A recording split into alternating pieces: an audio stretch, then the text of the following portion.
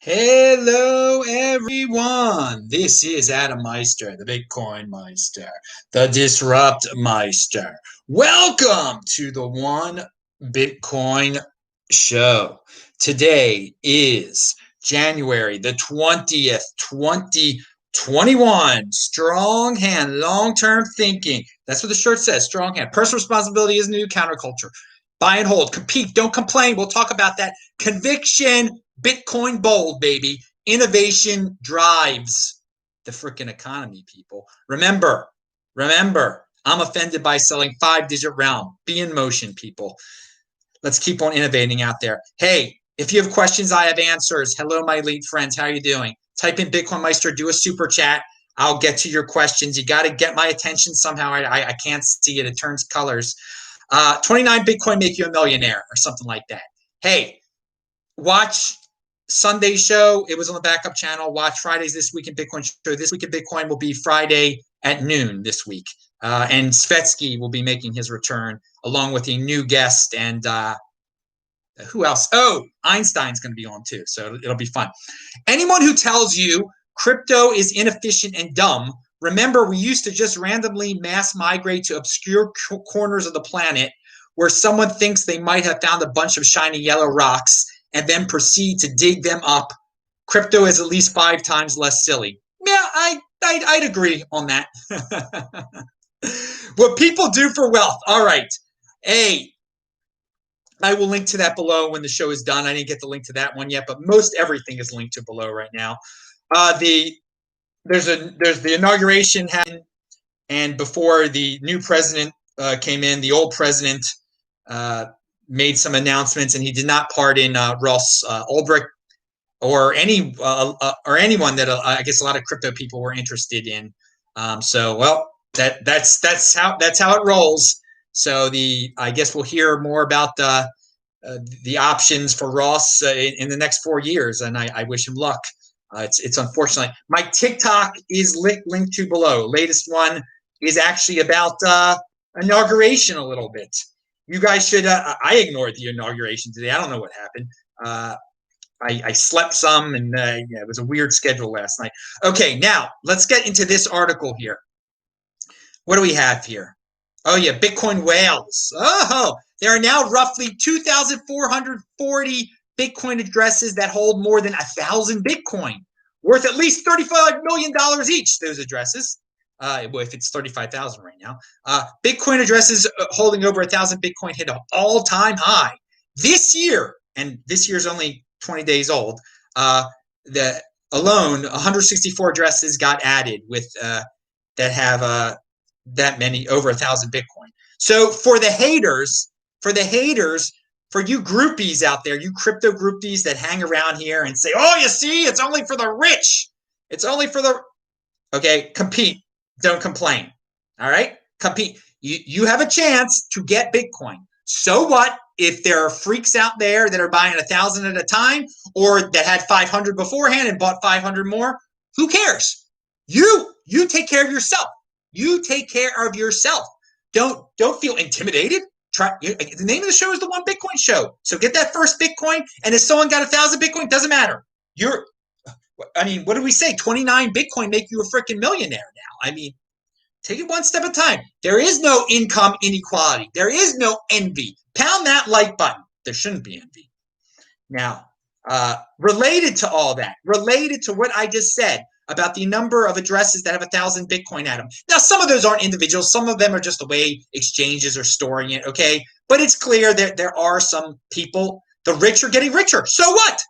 Are you rich? Get richer. I am. Now, BlackRock has given 2 of its funds the go-ahead to invest in Bitcoin futures. Okay, there we go. That is news. Now, is that really Bitcoin? Hey, they're playing in the space. They're getting one step closer to holding Bitcoin. Are you going to complain when they get richer? Okay, they're not even buying to invest in Bitcoin futures. You can one-up them. Get the real freaking thing. Get the real, and don't complain about BlackRock. But yes, soon enough, I'm sure there are a few people at BlackRock that probably, as individuals, have triple digits of Bitcoin. Good for them. Good for them. Anyone can get into this space, baby. I have no problem about the big banks getting in and the millionaires who've already made millions on finance. What's stopping you? Nothing's stopping them. Nothing should be stopping you. Now, Tapiero Ethereum says, it's a quote. Here's a guy who you could have beat to the punch, who many of us did beat to the punch, Sailor. And this is Tapiero Ethereum tweeted out this clip of him. And Sailor said, as the price of Bitcoin goes up, it becomes more attractive to investors as opposed to stocks. Now, this is a very interesting take. Can he prove this is true? I don't know. But if it is darn true, as the price of Bitcoin goes up, well, for him personally, as the price of Bitcoin went up, it became more attractive. He wasn't buying it at 500, at 600. He wasn't buying it at 6,000. He was buying it at like 9,000 and 10,000 and 11,000. But there is a certain mentality out there to be. He's letting us in on the way these big boys think out, okay? This is where the big boys play. And some of those ultra big boys who made all that money through their stocks and their companies and whatnot, they get more comfortable as the price goes up. Again, we've talked about the Tapiero and Hoffman $1 trillion line. You know, when Bitcoin gets to a trillion, we're one day closer to $1 trillion market cap. Pound that like button. But that some of these rich guys, then they'll be like, okay, it's cool for us now. It's cool for us now. So that goes with that theory of his that as the price goes up, it becomes more attractive. Hey, don't be that person. Don't be the person that's like, yeah, only the price going up makes it mean more attracted to it. No. Don't wait for it to be in the 6-digit realm, dude. It shouldn't be attractive. It should be attractive right this freaking second. Okay, right this freaking second. Now, Ethereum. We're going to talk about Ethereum real quick because I'm going to tie it into Bitcoin because I did say on the show that Ethereum hitting its all-time high. It's good for Bitcoin. It's good for Bitcoin, and I think as Ethereum during this year, Ethereum is going to pump. And people will say, "Oh, there's money from Bitcoin flowing into Ethereum. It's running. It's getting faster. It's going up faster than Bitcoin." Okay, for a time it will. The 2.0 will be pulled off successfully. Fees will go down on Ethereum. Everyone will start talking about flipping. It's still good for Bitcoin. And it will cause all this attention to come to the space, and money will flow into Bitcoin too. So Ethereum will pump. Maybe Bitcoin will follow Ethereum's pump. It will. It's naturally pumping on its own anyway. So I consider it a positive. Someone asked beforehand if the Ethereum pump will help fuel Bitcoin. Yes, it will. It will. Why not? I don't care. But then eventually, over time, Bitcoin, it's the winner over time. It will. The Ethereum might get up to whatever 6%, 8% of a Bitcoin. It will dip back down again. I don't know to what. Maybe only 5% this time. Who knows? But Bitcoin is the long-term play here. It is different. Ethereum's the next Ethereum. Okay, none of its competitors are going to be able to beat it. But who cares about that? The basic thing is Bitcoin is the next Bitcoin. Ethereum. There are a lot of dreamers in Silicon Valley. A lot of dreamers out there that want Ethereum to be the next Bitcoin, and they'll toss a lot of money at it. Okay, and we'll talk about Tapiero talks about a line of logic around that too in a second. I can't speak for the fiat dream realm, it says Roman Q, but for Bitcoin, this game is not rigged. Pound that like button. That's one of my sayings. Yes, the Bitcoin game is not rigged. It is not rigged. For the people who complain about that, I say compete, don't complain. That's a lame excuse. Okay, I just put Sunday's show in the live chat for those of you, and there'll be plenty of you that actually have been going to the backup channel to watch Sunday's very entertaining show that unfortunately I could not put on this channel. All right, now, but hey, man, multiple. I'm all over the place. BitChute has been growing very quick, fast pace. It's linked to below too. I am BitcoinMeister on BitChute. Good job watching me over there. You don't want to diversify for the sake of diversification in cryptocurrencies. You only want your Bitcoin, baby. But in terms of your social media, yeah, it's good to diversify because you never know when you're going to get cut off or when they're just going to take it off the web.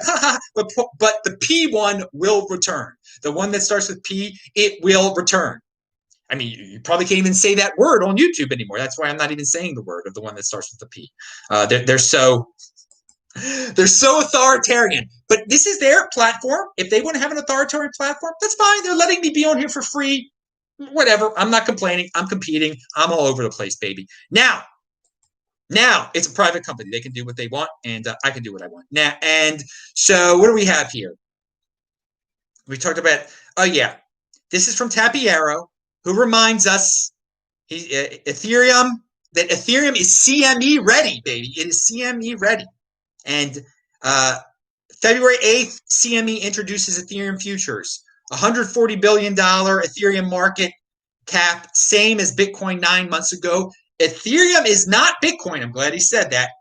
Institutions like to diversify risk, though. But he says institutions like to diversify risk.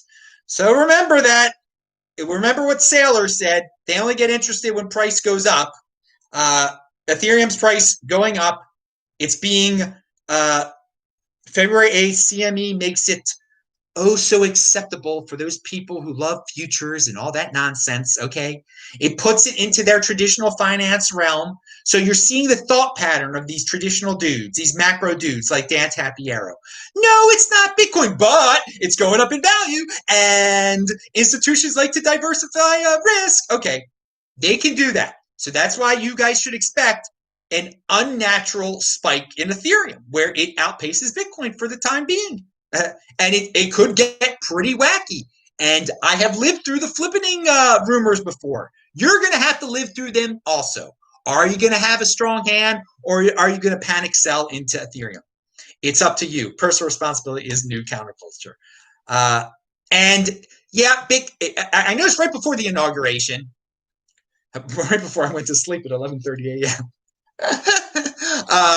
I took a nap at 11:30 a.m. I'm in the middle of a 44-hour fast. Actually, it's going to end right after this show. Yeah, you better believe it. But I told you after the inauguration happened and everybody saw that everything was normal, that the Bitcoin price would probably go up. And beforehand, there was turbulence. Some of those speculators out there, they were selling right beforehand. They're about to switch presidents. This status is going to be so much worse than the previous status. No, not really. Bitcoin doesn't matter. If Bitcoin does not, it matters. Bitcoin doesn't care, is what I should have said. All right, so I expect the everything to be normal, quote unquote normal in DC. The bureaucracy will keep growing. The money will keep being printed, and Bitcoin will be fine. Inauguration is out of the way. I don't see any current event obstacles that people can make excuses about and try to create panic sells over for the rest of the month, at least. I don't see anything. I only see good. I mean, February, we're going to have when Ethereum when the futures start, I think Bitcoin's going to do well because of that too, as I alluded to earlier. All right, let's remember, watch DisruptMeister or go to disruptmeister.com. That's where you can see all of my videos. Like I have over 1,900 there. We'll have a flashback of the day at the end of the show. Get ready. It's already linked to below. I put that one in there. Okay, so there's going to be 80%er access to Bitcoin and 20%er access to Bitcoin. If you haven't realized it yet, all right? With all these regulations and wallets and everything that's FATF, all that nonsense, already there are plenty of people that they think they're buying Bitcoin through PayPal, okay? That's an 80%er access point, okay? And they're they don't control their Bitcoin whatsoever. They don't control their Bitcoin. It can be taken away in a second. If they did something bad, the government can take it away from them. PayPal can take it away from them. They can claw it back easily. So the great Dutch Simon, not Simon of Britain, the other Dutch Simon has been on my show before. And I linked to a thread of his before that he compiled on Twitter. And he's talking about the significance of Christine Lagarde's statement on Bitcoin. For all of you that want an in-depth analysis, but it boils down to what I was just saying before, that the people in power, they want everybody to have 80% or access to Bitcoin. They want it to be totally regulated, and they don't want you to have your own private wallet, okay? And that is true 80% or access when you don't have your own, when you don't control your private key. That's 80% or access right there. 20% center access is when you control your private key, all right? And you can send it to another person that controls that private key. They don't control the means of sending, all right? But when you think you own your Bitcoin and it's actually some third party that's regulated that owns it, they control who you send it to. Okay, they might say no, you can't send it to this address that someone has. It's not. We don't know this address. You can only send it to Coinbase, or you can only send it to this regulated thing. So that's Lagarde's dream. All right, and she will get part of her dream to come true. Okay, plenty of people will fall into line and do that. So he says, I think it gave us an open, what her words, his interpretation of her words. I think it gave us an open insight into the desire to make sure that no escape routes are present for Bitcoin and cryptocurrency. It tells us there is a strong FATF-inspired objective to crack down on self-hosted wallets. They want a world of wallets only hosted by regulated entities that government can get 100% of the info from. I actually added that last line there. Okay, he didn't say that. But that's what it boils down to. These bureaucrats, they want a world of wallets only hosted by regulated entities that the government can get 100% of the info from, or take them, or just confiscate them, okay? And plenty of people are going to fall into line with that. Crushing down on self-hosted wallets is a FATF strategy whereby each country can experiment a little on their market. So bureaucrats in each country, they can be some can be light-handed, some can be heavy-handed. It's all to see what works best, what gets the most 80%ers in line, and we'll say that it's to protect people. No, it's for tax reasons. It's just for them to keep track of all the money. They don't care about the safety of anybody. They want to extract as much wealth as possible. They don't want, what was the word here that he used? They don't want there to be escape routes from being monitored and being a suck dry of all your wealth, okay? They want complete control. They being the governments of the world, okay? I'm defining what they is. It's very clear. Yes. But there are escape. If you're a 20%er, there are quote unquote escape routes. If you already have your Bitcoin on your Trezor and you want to send it to somebody else that controls their own private key, you're outside of anything they can control. You're outside of anything that they can control. If you've got your Bitcoin on your Trezor and you want to go buy some mansion in somewhere on some island, or if you want to go buy some island, you go to the guy and you send him your you say buy the you value your wealth in Bitcoin. Clearly, I'm sending you Bitcoin. You give me your island. There's nothing they can stop with it. There's nothing they can stop there. All right, now, what do we say? FATF. Okay, escape routes. Oh yeah, I said the following to Simon. I want to read what I said to him. So each country is going to be a little different on their draconian ways of trying to regulate self-hosted wallets and exchanges and what. I mean, we've already seen this. There are already plenty of regulations out there, okay? And if you're a 20%, you already know the ways around them. It's easy. It's simple. Control your own private key. I said that, okay, they could try to cut off the escape routes, I said. As long as people have self-hosted wallets, they can go around them by sending Bitcoin to one another and avoid all of this. I think most people won't do this because of the convenience of the regulated wallets. The regulated wallets are going to be really convenient, people, sadly. And PayPal is very convenient for people. That is unfortunate for most people.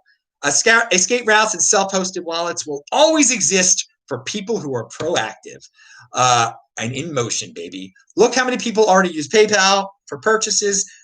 There will be 80%er access to Bitcoin, and there will be 20%er access to Bitcoin. That's enough of that. Let's talk about a 20%er, Peter Thiel. Now, I'm going to connect this to Bitcoin. He just bought a house in Miami. That's interesting. A man from California, he's buying a house in Miami. I think it's a good sign. And it's no coincidence. The mayor of Miami wants to make Miami a crypto city, and a Bitcoin city, crypto city, whatever you want to call it. And it's no coincidence that Florida is like the freest state in the country right now in terms of, the current events. And it is a coincidence that I happen to be in Miami right now until March 24th. That is a coincidence that all this cool stuff is happening in Miami right now. But Mayor Suarez, who is I give him a lot of credit. He's reaching out to Bitcoin people. He met with the Winklevi. He ate lunch with Thiel at this house. It's called the Real World House because it was on the Real World. Oh, you 80%ers got to tie it in there. I never saw that thing in my life. Well, wait a second. The Real World? I might have saw that when I was younger or something. Is that I don't even know what that is anymore. I might have actually saw that when I was younger. But anyway, there was a real world house that he purchased, and now he met with Suarez there. That's a good sign, dudes. Think about it real quick. If that billionaire is coming down to Miami, there are things going down in Miami. May it become the crypto hub of the United States. Hey, Silicon Valley, compete, don't complain. And dudes, there are a lot of people complaining in California right now. What a disaster! What a disaster! Florida, oh yeah, baby. Oh yeah, I like what I see here. I like what I see. Peter Thiel, great. You're putting your money where your mouth is. You're buying a house. May more Peter Thiels come down here soon. And yeah, value your wealth in freaking Bitcoin. Value your time in halvings. Pump. I didn't link to this yet. I think I retweeted it. Andy Hoffman retweeted it. This is just so great. He made a very simple to understand video, okay, about how Janet Yellen will make people rich who own real assets. And if you're saving in the dollar, you are going to become poor. It's like a 2-minute video, very easy to understand, very straight to the point. It's what I have been saying for quite some time. So if you need another guy that you worship, if you need some guy that you worship, because a lot of people worship Pomp, if you need that to knock you straight, okay, that you got to value your wealth in Bitcoin, get out of that dollar. For those of you who say, oh, maybe there won't be inflation. Dude, she is going to keep on a printing. And why would you be holding dollars at all? And so some people will spend. She wants you to spend. That's the whole point. To make it look like the velocity money speeds up, okay, and everybody looks like they're getting wealthier. They're throwing dollars around at each other, and they're accumulating dollars, and they're fitting in, and they're wasting dollars on houses and whatnot. Now, again, owning a house is better than owning a $500,000 house is better than having a bank account with $500,000 in it. Okay, that is true because that's a house is a real asset. Unfortunately, in some jurisdictions, California and some of these liberal states, they will find a way to tax the living, out of your house, and that's not too fun, is it? But yeah, Janet Yellen is great for Bitcoin, but the savers in the dollars. You guys are in trouble, okay? I don't know why anyone would do that anymore. Unfortunately, there are a lot of 80-year-olds that they don't get the news, okay? They're very happy with their 0.2% a year interest. I don't know what to say. But good video from Pomp. Very, very simple to understand. Okay, feels like I skipped something. We got a question. Bitcoin Embassy London. Real World was on TV in 1996. Real World's, I think, has been on TV a lot of years, right? I don't have cable. You mentioned 1996, which is hilarious. It was 1990. Yeah, it was the summer of 1997 when I think I saw The Real World. I was in Detroit, actually. Long story. Anyway, I was a little meister back then. Little meister. Real long story. Why was Adam? Why was he in Detroit in 1997? All the time? Okay, it was just a temporary thing. Now, yes, people are saying in the chat, make Miami a crypto city. Yes, Peter Thiel is going to help that. All right, pound that like button, people. We're going to end it with a flashback. Well, let me just read. Okay, we talked about BlackRock and Thiel and Ethereum and Yellen, and all right, let's talk about the flashback. So there was an inauguration today, and it seems like for the last 4 years, people have been obsessed with politics. And I said in many of my 2016 videos before that election, don't be obsessed with politics. Flashback, March 16th, 2016. It's only a 4-minute video of mine, okay?